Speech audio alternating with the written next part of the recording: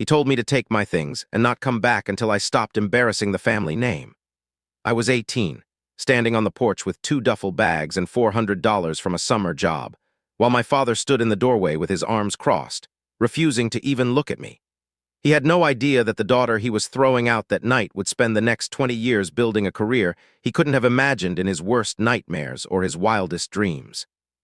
And he certainly had no idea that 2 decades later he'd be standing on a sidewalk in downtown Cleveland, staring up at a federal courthouse with my name etched into the cornerstone.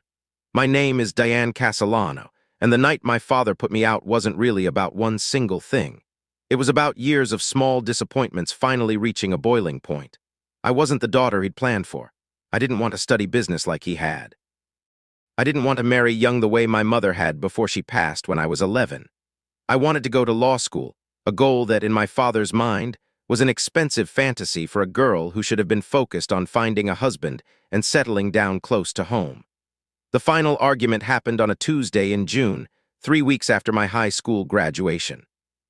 I've been accepted into a pre-law summer program 2 states away, fully funded, the kind of opportunity that doesn't come around twice for a kid from our zip code. My father, Vincent Castellano, owned a small but respected construction supply business, the kind of man who measured a daughter's worth in obedience and a son's worth in work ethic. Except he didn't have a son, just me, and I had apparently failed to be enough of either. "You're not going," he said, standing in our kitchen with a stack of unopened acceptance letters on the counter between us. "There's no money for that nonsense, and even if there were, I wouldn't waste it on a girl who thinks she's better than this family." "I got a full scholarship, Dad," I said. "It doesn't cost you anything." "It costs me everything," he snapped. "Costs me my daughter running off to become some kind of career woman who looks down on where she came from." "You think a law degree makes you better than your mother? Better than me?" I didn't back down, which was, I think, the part he couldn't forgive. I told him I was going whether he approved or not. I told him I'd find a way, scholarship or loans or working 3 jobs if I had to, but I was not staying in that house to become someone smaller than I knew I could be. He told me that if I walked out that door with that attitude, I shouldn't bother walking back in. I thought he was bluffing, the way fathers sometimes bluff when they're scared and don't know how else to express it. He wasn't bluffing. By that Friday, my bags were already on the porch when I got home from my shift at the diner. I won't pretend those next few years were easy, because that would be a lie that does a disservice to everyone who's actually lived through something similar. I slept on a friend's couch for 2 months before the summer program started. I worked nights at a call center to cover what the scholarship didn't, which was more than I'd expected. I learned how to make $400 stretch in ways I'm still slightly proud of and slightly ashamed I ever had to learn. But I got through the program. I got into a state law school with another partial scholarship, took out loans for the rest, and worked as a paralegal during the school year to cover the gap. I graduated in the bottom half of my class financially, but near the top academically, which mattered more to the people who eventually mattered to my career. I took a job at the public defender's office in Cleveland, because it was the only offer I got that didn't require relocating somewhere I couldn't afford to live, and because, if I'm honest, something in me wanted to spend my career standing up for people who'd been written off the way my father had written me off. I didn't speak to him for those first 6 years, not out of pure spite, though there was some of that mixed in early on. Mostly it was that every time I considered calling, I remembered standing on that porch with 2 duffel bags, and the memory closed my throat before I could dial the number. My Aunt Rosalind, my father's younger sister, kept me loosely updated through occasional letters. He'd remarried. He'd sold the construction supply business to a regional chain. He never asked about me, not once, according to her, though she always added that she suspected he was too proud to ask out loud what he clearly wondered about in private. I built my career slowly, the way most real careers actually get built, with very little drama and a great deal of unglamorous work. Public defender for 4 years, then a move to the U.S. Attorney's Office, prosecuting financial crimes and public corruption cases that taught me more about the architecture of power than any classroom ever had. I argued my first case before the 6th Circuit Court of Appeals at 31. I made partner at a firm specializing in civil rights litigation at 36, the kind of position that came with a corner office and a level of financial security I'd never once imagined possible on that porch with my duffel bags.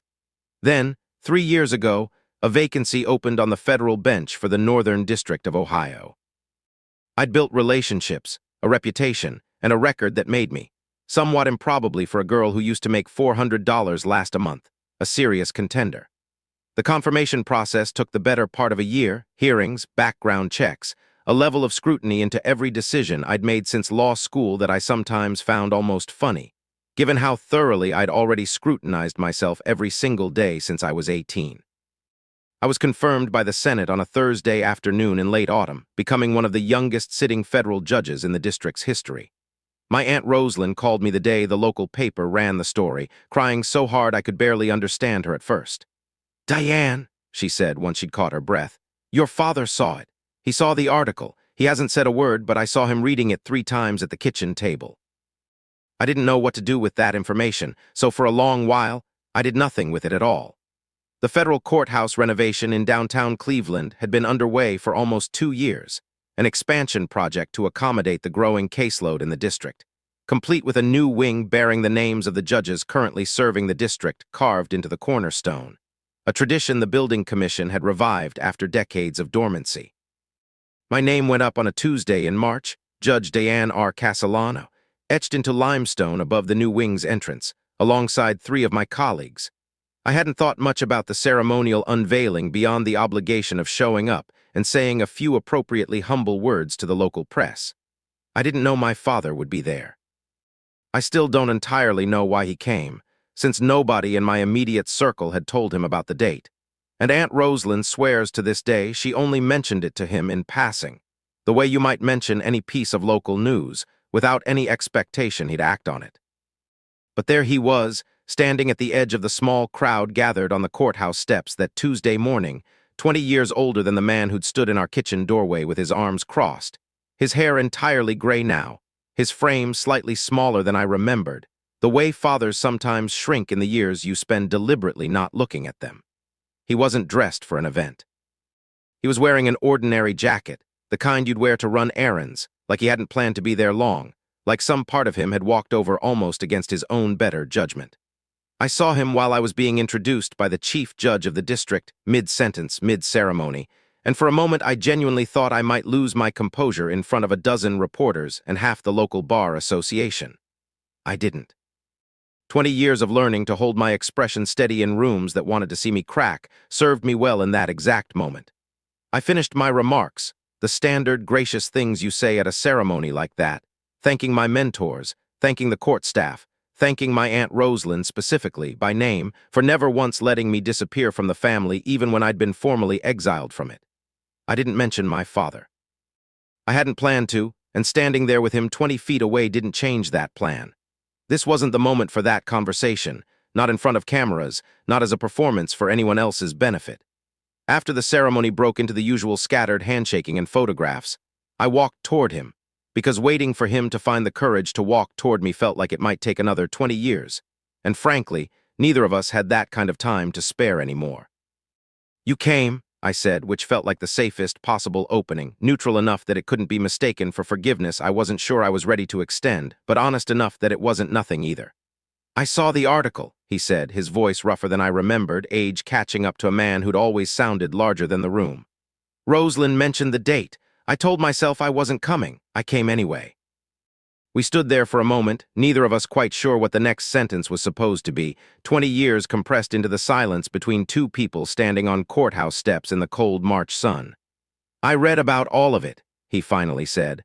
"The public defender job, the Sixth Circuit case, the partnership."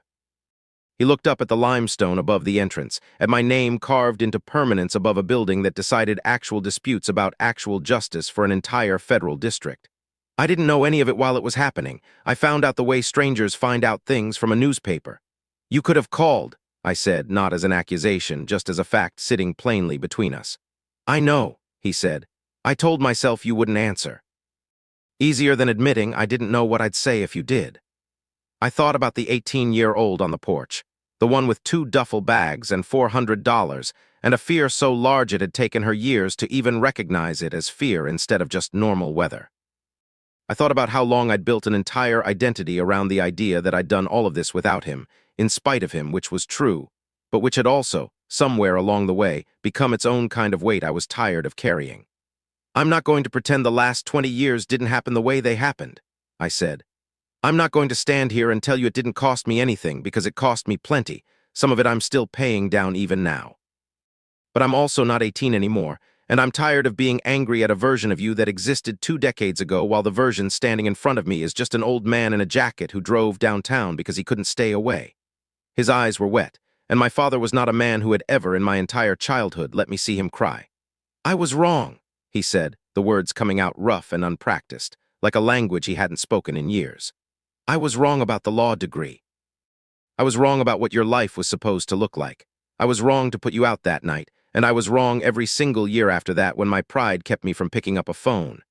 He gestured vaguely toward the building behind me, toward the carved limestone, toward 2 decades he'd missed entirely.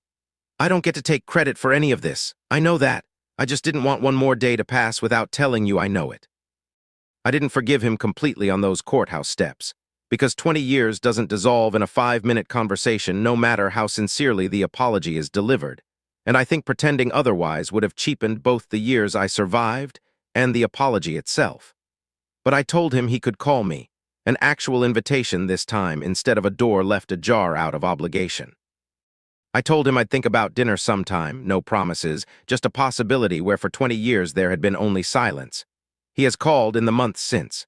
Not often, and the conversations are still short, still a little stiff around the edges, two people relearning a language neither of us is fully fluent in anymore. We had dinner once, in April, at a quiet restaurant where neither of us mentioned the porch or the duffel bags, because some conversations need to be earned slowly instead of forced all at once. I think about that 18-year-old sometimes, standing in the doorway with her father's arms crossed against her, certain in that moment that she was being told she would never amount to anything worth claiming. I wish I could tell her what I know now, not that everything works out, because it doesn't always, and I got lucky in ways plenty of people don't. But I'd tell her that the $400 was enough, that the couch was temporary, that the years of call center shifts and stretched grocery budgets were going to add up to something slowly, unglamorously, the way most real things actually get built. My name is carved into limestone above a federal courthouse now, permanent in a way that porch conversation never was.